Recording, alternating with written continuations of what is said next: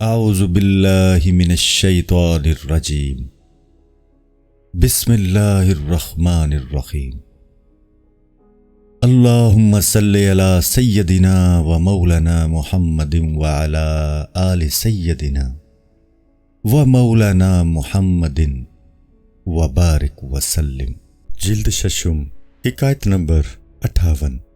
3 مسافروں، نصرانی، یہودی اور مسلمان کا قصہ۔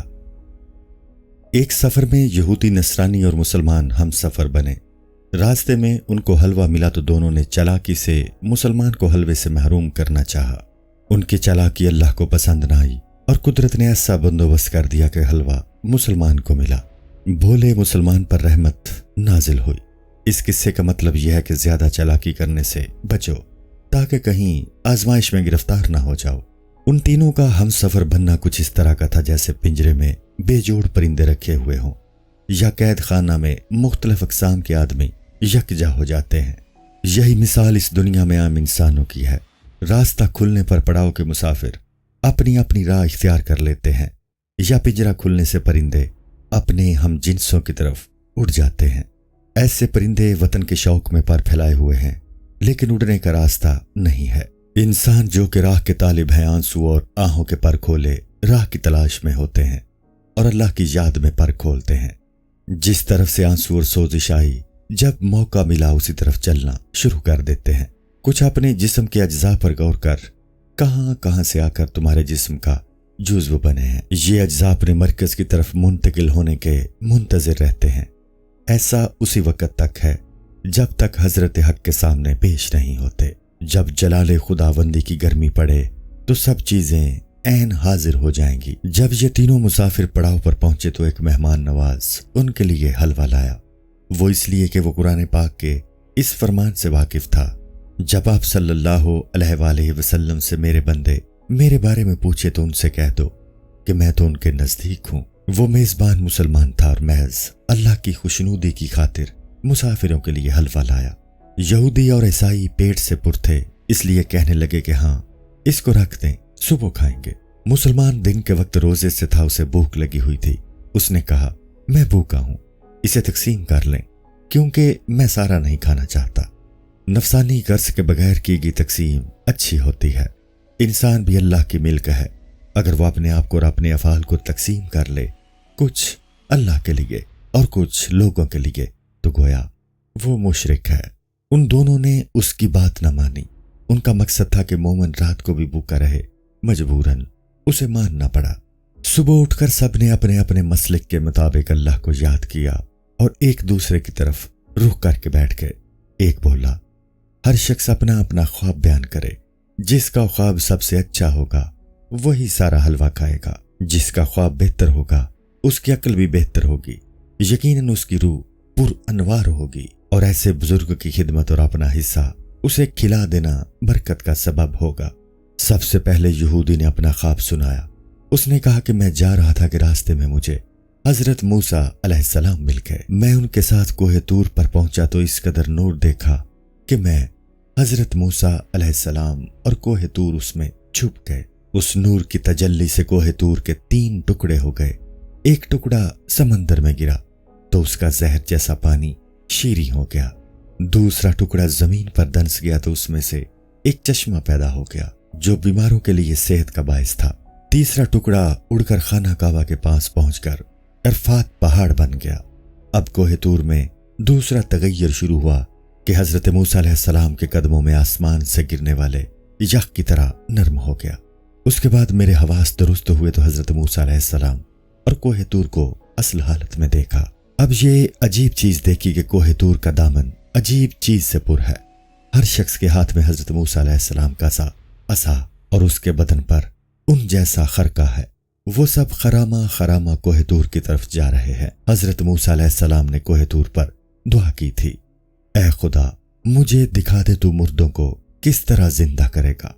اب میں یہ سمجھا کہ یہ انبیاء علیہ السلام کا مجمع ہے اور انبیاء علیہ السلام سب اپنی دعوت میں متحد ہیں۔ پھر مجھے فرشتوں کی ایک ایسی جماعت نظر آئی جیسے وہ برف کے بنے ہوئے ہوں۔ فرشتوں کی ایک دوسری جماعت بھی تھی جو آتشی معلوم ہوتی تھی۔ اس خواب پر تعجب نہ کرو، ہو سکتا ہے اس یہودی کا انجام بہتر حالت میں ہوا ہو اور اس نے مرتے وقت شرک سے توبہ کر لی ہو۔ کسی کافر کے بارے میں بھی حتمی طور پر کچھ نہیں کہا جا سکتا۔ ہو سکتا ہے اس کو آخر وقت میں توبہ میسر آ گئی ہو۔ یہودی کے بعد عیسائی نے اپنا خواب سنانا شروع کیا۔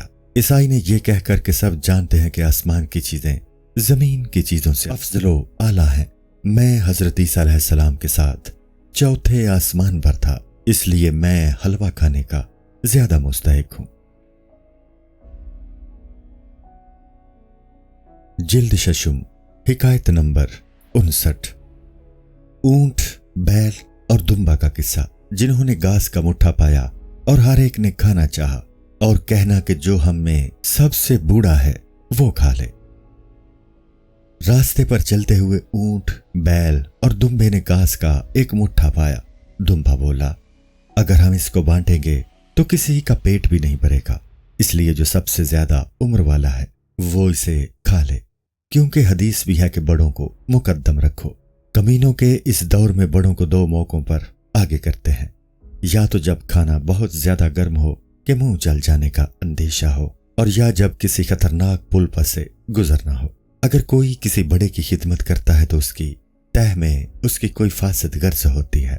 ان کمینوں کی بزرگوں کے ساتھ بلائی کا تو یہ حال ہے، اب برائی کا اندازہ خود کر لو۔ جلد ششم، حکایت نمبر 60۔ خود پرستوں کی بلائی کے پردے میں برائی کرنے کی حکایت۔ ایک بادشاہ جامع مسجد کو جا رہا تھا۔ آگے آگے ایک نقیب لوگوں کو ہٹاتا اور مارتا جا رہا تھا۔ ایک شخص کو 10 بیت لگے اور خون بہنے لگا۔ اس نے بادشاہ کی طرف رخ کیا۔ وہ ایک صاحب دل شخص تھا۔ اس نے بادشاہ سے کہا کہ ظاہری ظلم تو دیکھ لے کہ بدن سے خون ٹپک رہا ہے، اور دل کو جو مخفی صدمہ پہنچا ہے اس کا تو بیان ہی نہیں ہو سکتا۔ تو نماز پڑھنے جا رہا ہے، اگر تیری خیر میں اس قدر شر ہے تو شر کا تو اندازہ ہی نہیں ہو سکتا۔ ایک بزرگ کسی کمینے کا سلام بھی نہیں لیتے تاکہ نتیجے میں وہ زیادہ نہ لپٹے۔ بزرگوں کو بھیڑیے سے وہ نقصان نہیں پہنچتا جو بد نفس مریدوں سے پہنچتا ہے۔ بھیڑیے میں وہ مکر و فریب نہیں ہوتا جو انسان میں ہوتا ہے۔ مالدار کا مکر دیکھو کہ وہ قریب سائل کی آواز پر مکاری سے بہرا اور اندھا بن جاتا ہے۔ دمبے نے کہا، ہر ایک اپنی اپنی عمر بتائے تاکہ معلوم ہو جائے کہ ہم میں بڑا کون ہے۔ میں اس دمبے کے ساتھ پھرتا رہا ہوں جو حضرت اسماعیل علیہ السلام کی بجائے قربان ہوا تھا۔ بیل نے کہا، میں اس جوڑی کا بیل ہوں جس سے حضرت آدم علیہ السلام نے کھیتی کی تھی، لہٰذا میری عمر دمبے سے زیادہ ہے۔ اونٹ نے جب دمبے اور بیل کی یہ باتیں سنی تو نیچے کو منہ کر کے گھاس کو منہ میں لے کر سر بلند کر دیا۔ وہ بولا، مجھے اپنی تاریخ پیدائش بتانے کی ضرورت نہیں ہے، میرا جسم اور میری گردن خود بتا رہی ہے کہ میں تم دونوں سے کم عمر کا نہیں ہوں۔ ہر عقل مند جانتا ہے کہ میرا جسم تو دونوں سے بڑا ہے۔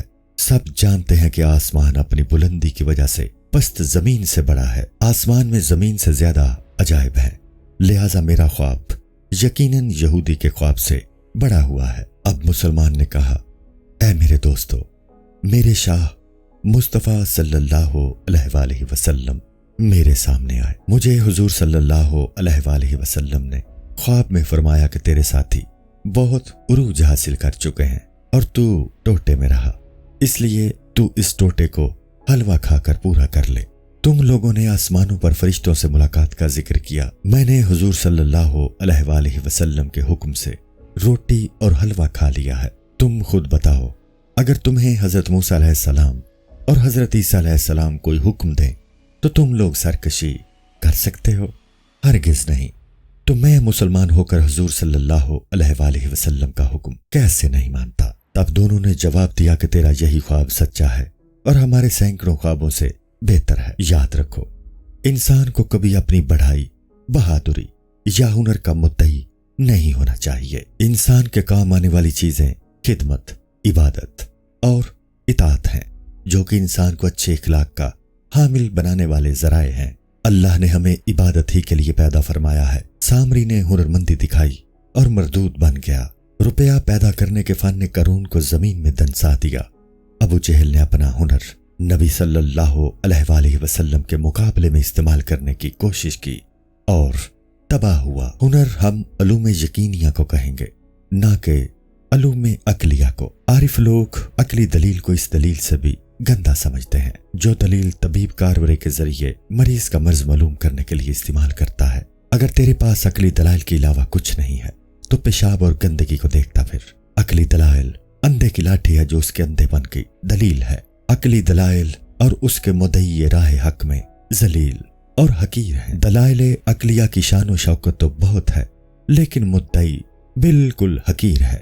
इसकी मिसाल यह है कि कोई अंधा अपने अंधेपन के सबूत के लिए गुलगपाड़ा करे। जिल्द शशुम हिकायत नंबर 61। तिरमज के बादशाह का मनादी कराना कि कौन 3 दिन में जरूरी काम से समरकंद जाए और इनाम पाए। इस किस्से का यही खुलासा है कि मस्खरे ने मामूली बात के लिए बड़ा एहतमाम किया। तिरमज के बादशाह को ये अशद जरूरत आन पड़ी कि समरकंद जाकर कोई वहां के हालात मालूम करके आए और 3 दिन में ये काम करते। इस मकसद के लिए उसने मनादी कराई तो एक मस्खरा एक गांव से बड़ी जल्दी और तकोदौ में बदहाल होकर भागता हुआ बादशाह के दरबार में सिर्फ ये कहने के लिए आया कि मैं इस काबिल नहीं हूं कि इस मुहिम को सर कर सकूं। इस भाग दौड़ में उसने 2 घोड़े हलाक किए, रास्ते की गर्द भी साफ न की और सीधा बादशाह की अदालत में पहुंच गया। उसके इस कदर जल्दी में और इस हैयत में देखकर दरबारियों में चहमगोइयां होने लगी और बादशाह भी कुछ घबराया। उन सब को ये ख्याल था कि ये कोई जबरदस्त खबर लाया है। उन अफवाहों से दरबार में मजमा लग गया। हर शख्स फितना फसाद के ख्याल से फिक्र में मुब्तला था। बादशाह ने उसे फौरन दरबार में बारियाबी की इजाजत दे दी और दरियाफ्त किया कि क्या अहवाल है। बादशाह या कोई वजीर जब बोलने लगते तो वह अपने होंठों पर उंगली रखकर चुप रहने का इशारा करता। उसकी इस हरकत से सबकी परेशानी और बढ़ गई। उसने इशारे से कहा, मुझे जरा सांस लेने दे ताकि हवास दुरुस्त कर लूं तो बोलूं। सब ने थोड़ी देर इंतजार किया। सब परेशान थे लेकिन मस्खरा चूंकि खुशतवा शख्स था उसकी कभी परेशानी की हालत नहीं हुई थी। किस्से बयान करके और मजाक से बादशाह और दूसरे सब लोगों को इतना हंसाता कि वो अपने पेट पकड़ लेते। अब बादशाह को तरह तरह के ख्याल आ रहे थे और सोच रहा था कि नामालूम कौन सी मुसीबत नाजिल होने वाली है, क्योंकि बादशाह को समरकंद के बादशाह ख्वारिज़म शाह से बहुत डर लगता था कहीं हमले की खबर ना हो। बादशाह ने उससे कहा कि जल्दी बात कर, तो उसने जवाब में कहा कि मैंने दूर दराज गांव में आपकी मनादी सुनी है कि जो शख्स 3 दिन में समरकंद के हालात मालूम करके खबर करेगा उसे कसीर इनाम दिया जाएगा। मैं दौड़ता हुआ इसलिए आया हूं कि आपको बता दूं कि मैं ये मुहिम सर नहीं कर सकता। मुझ में इतनी चुस्ती नहीं है कि ये काम कर सकूं। आप मुझसे ये उम्मीद ना रखें। जब पहाड़ खोदा और चूहा बरामद हुआ तो बादशाह ने कहा कि तेरी इस जल्दबाजी पर लानत हो, तूने सारे शहर को परेशान कर डाला। मौलाना रूम रहमतुल्लाह ताला अलैह फरमाते हैं कि झूठे शहर की यही हालत होती है जो उस मस्खरे की थी। वो मामूली बातों के लिए इस कदर तुम तराक दिखाते हैं, ये अपनी बढ़ाई के डोल पिटवाते हैं कि हम फक्र फना के इमाम हैं और शैकी बिखार कर अपने आप को बायजीद रहमतुल्लाह ताला अलैह साबित करते हैं। ऐसे झूठे पीरों का हाल यह है कि इस तरफ से पैगामात के ढेर हैं लेकिन वहां से एक भी जवाब नहीं। अगर कोई पूछे कि कोई पैगाम आया तो कहते हैं उन्हें सब कुछ मालूम है। दिल से दिल कुराह होती है। ये लोग मकबूल बारिगाह होने का दावा करते हैं लेकिन मकबूलियत के कुछ भी आसार इनमें नजर नहीं आते। अगर ताल्लुक माल्ला के दावे में कुछ सदाकत है तो फिर उधर से जवाब से क्यों महरूम है। खुदा से ताल्लुक के बहुत से बातनी आसार हैं जिनको बयान करना मुनासिब नहीं है। उस मस्खरे ने ख्वामख्वाह अपने आप पर बला नाजिल की। बादशाह ने उसे जेल भिजवा देना चाहा। वजीर ने कहा कि उसे यहाँ कोई और काम था जिसकी वजह से ये भागा आया है। अब काम से उसकी राय बदल गई है। उसका असल मकसद ये खबर देना नहीं था, ये असल मकसद को छुपा रहा है। पिस्ता और अखरोट में से असल हकीकत तब जाहिर होती है जब उसे शिकंजा में दबाया जाए। इसकी बातों पर न जाएं, इसकी जाहिरी इलामतों पर निगाह रखें। अल्लाह ने भी नेकी और बदी के जाहिरी निशान की जानिब इशारा फरमाया है। उसने जब वजीर की ये गुफ्तगू सुनी तो बोला, ऐ वजीर, तू मेरे खून के दर पे ना हो। मेरे ऊपर तेरी ये बदगुमानी है जो गुनाह है। शाह तो मुखालफों पर भी जुल्म नहीं करता تو دوستوں پر کیسے کرے گا؟ ظلم خود بری چیز ہے، لیکن فقیر پر تو اور بھی برا ہے۔ بادشاہ وزیر کی گفتگو سے مسخرے کے مکر کو سمجھ گیا۔ اس نے اسے جیل بھیجنے کا حکم دیا۔ ڈول جب پٹتا ہے تو دوسروں کو خبر پہنچاتا ہے۔ ڈول میں دونوں باتیں ہیں، ایک تو یہ کہ اس میں صرف ہوا بھری ہے، اور دوسرے اس میں کوئی دوسرا جسم بھی نہیں ہے، یعنی وہ خالی بھی ہے اور بھرا ہوا بھی ہے۔ جب یہ ڈول پٹے گا تو سچی بات کہہ دے گا، جس سے ہمارا دل مطمئن ہو جائے گا۔ سچ بات سے ہمیشہ دل مطمئن ہو جاتے ہیں، جھوٹی باتیں دل کو مطمئن نہیں کرتی۔ جھوٹ دل میں اس طرح کھٹکتا ہے جیسے ایک تنکا منہ میں۔ تنکا جب تک منہ میں رہے گا زبان اسے ادھر ادھر گھماتی رہے گی۔ اگر تنکا آنکھ میں گر جائے تو آنکھ میں پانی بھر آتا ہے اور آنکھ کھلتی اور بند ہوتی رہتی ہے۔ ہم بھی اسے ماریں گے تاکہ یہ تنکا منہ اور آنکھ سے دور ہو جائے۔ مسخرہ بولا، اے شاہ، سزا کے حکم میں جلدی نہ کریں، آپ کے حلم اور مغفرت کے یہ بات منافی ہے۔ آپ کی جلدی کی کوئی وجہ بھی نہیں ہے، میں آپ کے قبضے میں ہوں۔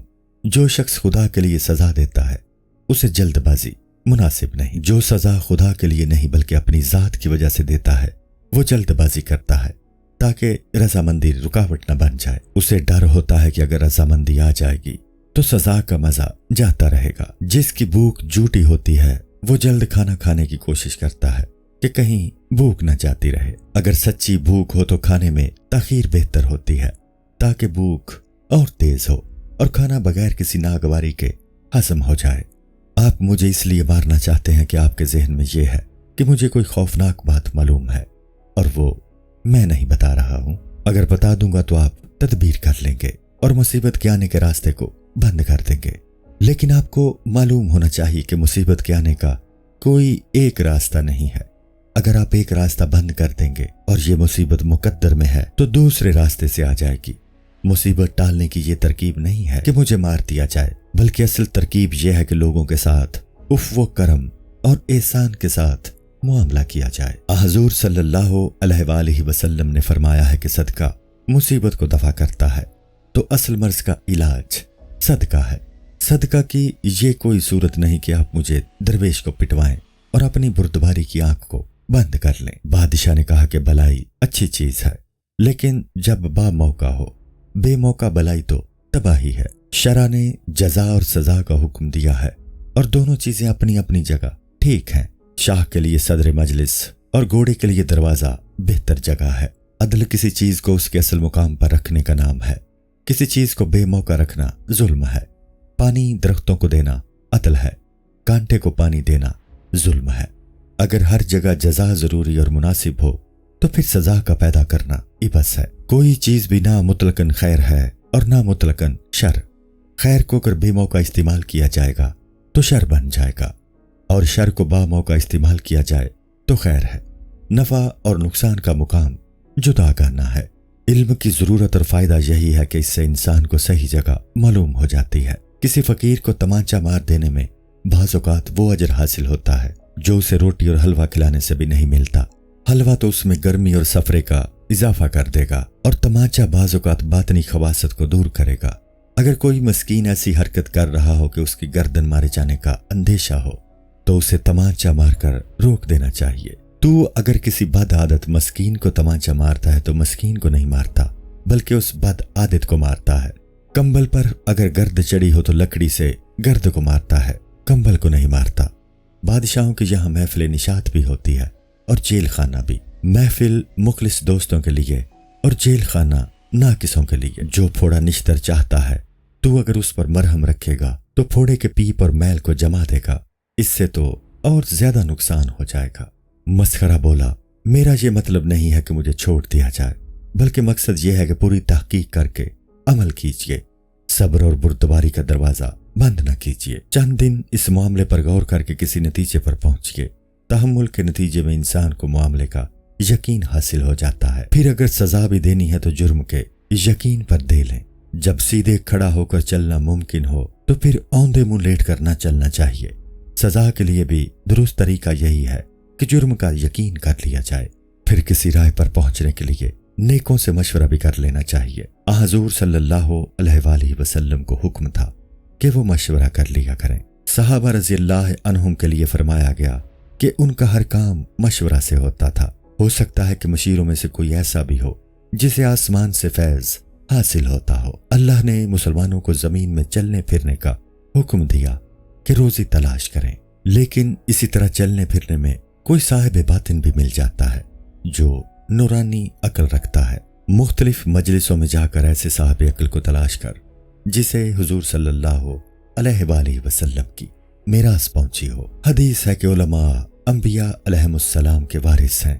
جسے حضور صلی اللہ علیہ وآلہ وسلم کا علم ورثہ میں ملا ہوگا، اس کا علم صرف ظاہر کو محیط نہ ہوگا بلکہ باطن اور غائب کو بھی محیط ہوگا۔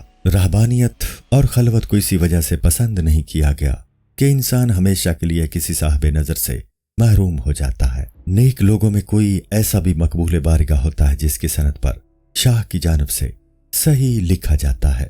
یہ علامت اس بات کی وضاحت کرتی ہے کہ اس فرمان میں جو حکم ہے وہ بالکل صحیح اور درست ہے، اور اللہ نے اس دعا کو قبول فرما لیا ہے اور عند اللہ مقبول اور بخشایا ہے۔ یہ بزرگ اس قدر اللہ کا مقبول ہوتا ہے کہ اس سے اختلاف کی گنجائش ہی نہیں ہوتی، اور اس کے مخالف کی ہر دلیل اللہ کے نزدیک لچر اور کمزور ہوتی ہے۔ اللہ فرما دیتا ہے کہ جب ہم نے اسے مقبول بنا لیا ہے تو اس سے کسی کو اختلاف کرنے کا کوئی موقع نہیں ہے۔ اس کی بات نہ ماننا ایسا ہی ہے کہ قبلہ آنکھوں کے سامنے ہو اور انسان اٹکل سے قبلہ متعین کرے۔ ایسے صاحب عقل کو اپنا قبلہ بنا لے اور سمجھ لے کہ اگر تو نے اس سے غفلت کی تو باطل قبلہ کا غلام بن جائے گا۔ اس قبلہ کی قدر نہیں کرے گا تو وہ نظر بھی تجھ سے چھن جائے گی جس سے تو قبلہ پہچانتا۔ اگر تو نیکی اور اس کے رزق کا طالب ہے تو ایسے ہمدردوں سے تھوڑی دیر کے لیے بھی قطع نظر نہ کر، کیونکہ اچھے ساتھی کو چھوڑنے کا نتیجہ یہ ہوتا ہے کہ کوئی برا ساتھی ملتا ہے۔ السلام علیکم۔